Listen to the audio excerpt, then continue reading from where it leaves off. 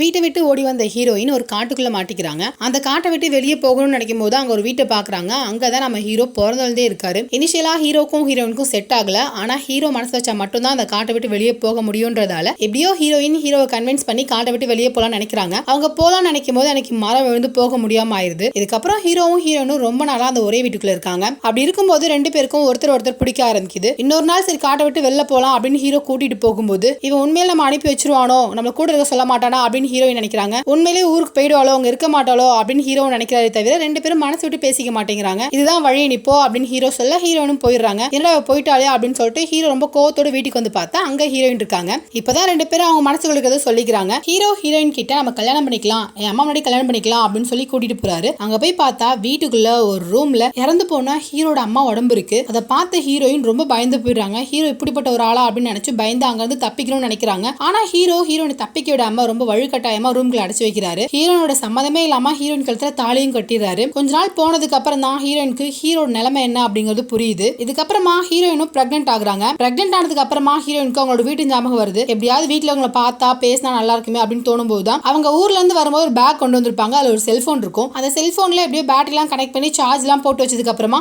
வீட்டுக்கு மேல ஒரு இடத்துல போய் போன் வச்சதுக்கு அப்புறம் தான் டவர் கிடைக்கும். அப்ப ஹீரோயின் ஹீரோ கிட்ட இதுல இருந்து சத்தம் வந்தா என்ன கூப்பிடு அப்படின்னு சொல்லிட்டு தூங்க போவாங்க. ஹீரோயின் தூங்கினதுக்கு அப்புறமா அதுல இருந்து சத்தம் வரும். உடனே ஹீரோ ஓடி போய் எடுக்க அப்பா அங்க இருந்து பேசினவங்க, நீ வீட்டுக்கு வந்துருமா, உனக்கு பிடிக்காத மாப்பிள்ளை நாங்க பார்க்க மாட்டோம், நீ வீட்டுக்கு வந்தா மட்டும் போதுமா அப்படின்னு பேச உடனே ஹீரோயின் எங்க நம்மள விட்டு போயிடுவாளோ அப்படிங்கிற கோவத்துல போனை தூக்கி எரிஞ்சிருவாரு. இது தெரிஞ்சதுக்கு அப்புறமா ஹீரோயின் ரொம்ப கோவப்படுவாங்க. ஆனா அதுக்கப்புறம் ஹீரோட மனசை புரிஞ்சுட்டு கன்வின்ஸ் ஆயிடுவாங்க. ஹீரோயின் ஒரு நாள் இறந்தவங்களை புதைச்சுதான்ப்பா ஆகணும் அப்படிங்கிற மாதிரி ஹீரோவுக்கு எடுத்து சொல்ல சரி ஓகே அப்படின்னு சொல்லிட்டு ஹீரோவும் ஒரு குழியை தோண்டுவாரு. அப்ப கூட ஹீரோ அம்மா இதுக்குள்ள எப்படி இருப்பா அப்படின்னு சொல்லிட்டு அந்த குழிக்குள்ள அவரே மண்டை போட்டு படுத்துருவாரு. இப்படி பண்ண ஹீரோவை ஹீரோயின் எப்படி காப்பாத்தினாங்க, இதுக்கப்புறம் ஹீரோயினுக்கு எப்படி டெலிவரி ஆச்சு, இதெல்லாம் தான் படத்தோட மீதி கதை.